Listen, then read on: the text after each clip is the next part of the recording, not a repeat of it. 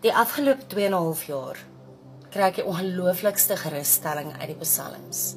En ek dink een van die grootste redes hiervoor is die eerlikheid waarmee dit geskryf is. Dit is so relatable, want ons kan sien hoe Dawid sy ware emosies aan God oordra.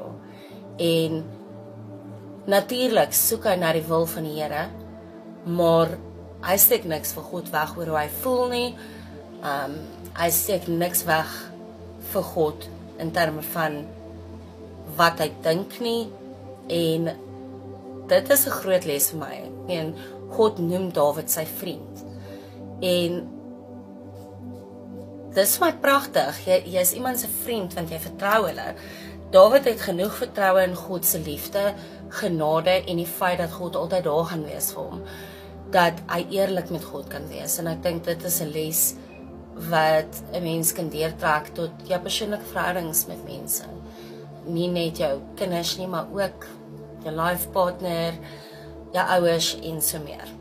En ek wil met julle Psalm 7 deel vandag. Ek het die 2de van die 7de maand 2020 hierdie vers gekry, en dit het na my toe gekom vandag, en ek wil dit vandag deel, want ek is aan die einde van iets waarmee God my gehelp het vir amper 5 jaar.